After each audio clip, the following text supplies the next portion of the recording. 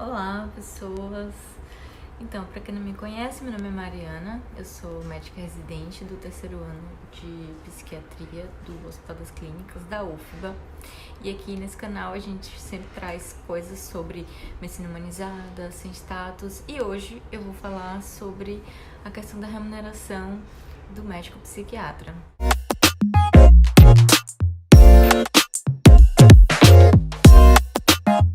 Essa é uma pergunta que tem surgido com certa frequência, a galera que tá aí na dúvida se vai fazer psiquiatria ou não. Muita gente querendo saber se psiquiatra é rico, se é pobre, se dá pra você se manter só com um consultório particular assim que você se forma. Como é que é essa questão da inserção no mercado de trabalho logo depois que a pessoa se forma? Essas tem sido algumas das perguntas. Então hoje eu vou falar sobre isso.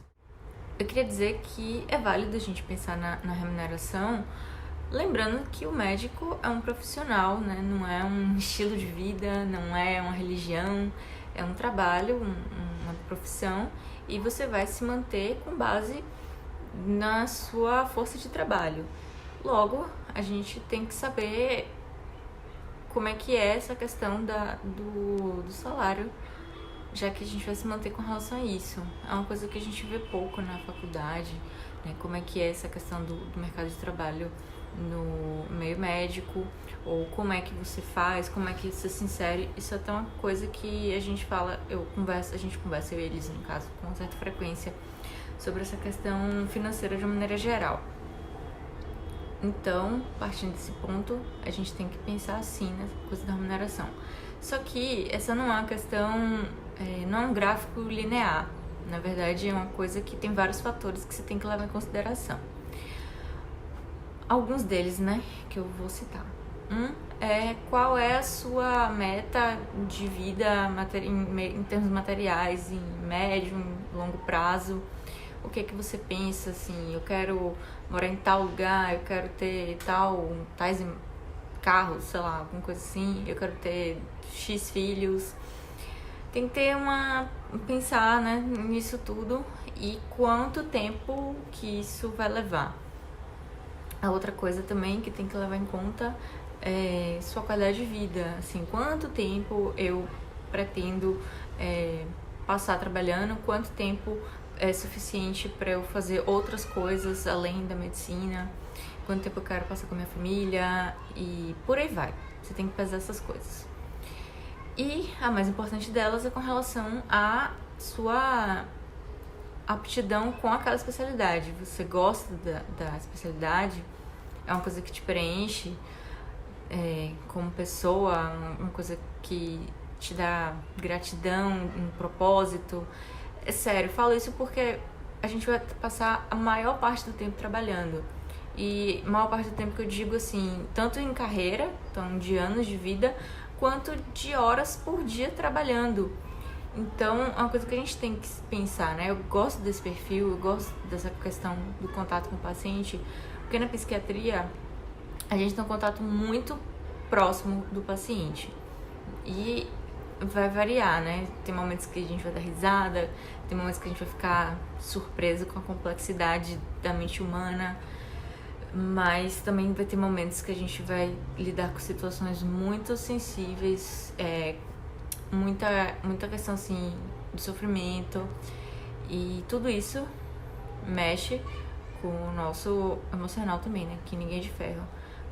Então você tem que pensar se você quer ter esse contato próximo com o paciente, não só com o paciente, mas também com a família.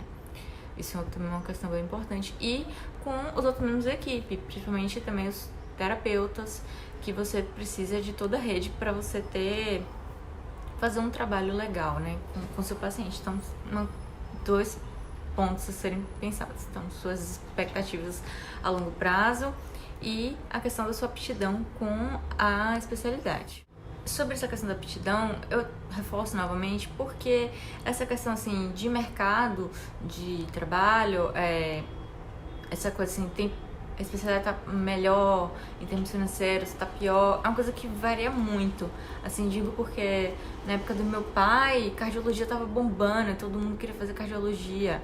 Teve uma época que todo mundo tava pensando em fazer especialidades que tivessem procedimentos porque pagava mais. Aí depois as pessoas começaram a pensar mais na questão da qualidade de vida. E aí você vê pela questão das especialidades que são buscadas essas variações. Mas no final das contas isso não vai interferir tanto, porque, né, você tem que pensar que você vai fazer isso por 20, 30, 40 anos. Então, essas pequenas variações elas acontecem a depender não sei, do cenário mundial, enfim, o que acontece. Mas bem, com relação à psiquiatria, uma vez que você já está decidido que você gosta dessa especialidade, que é uma coisa que te preenche, e você já pensou também sobre essa questão das suas metas materiais. Como é que é a média salarial do psiquiatra? Pelo que eu pesquisei nos sites que fazem uma média com relação a... Eles avaliam contratos e avaliam a quantidade de médicos que declararam, enfim, a renda, alguma coisa nesse sentido. A média foi tipo assim, a mínima foi de 7 mil e poucos reais para uma carga horária de 20 horas e o teto que eles falaram foi uma média de 20 mil reais também nessa questão de 20 horas. Então você vê que é uma coisa que varia muito, né? Sai de um ponto pro outro. E o que implica nisso, né? O que tá implicado nessa questão? Inclusive eu fiz um vídeo que fala mais detalhadamente sobre as áreas de atuação do psiquiatra. E é legal vocês darem uma olhada porque não é só você trabalhar em CAPS, só consultório, ou só você trabalhar em serviço de emergência. Tem outras coisas aí que vão estar possíveis na carreira do psiquiatra. Mas você vê que tem essa variação, né, grande de remuneração.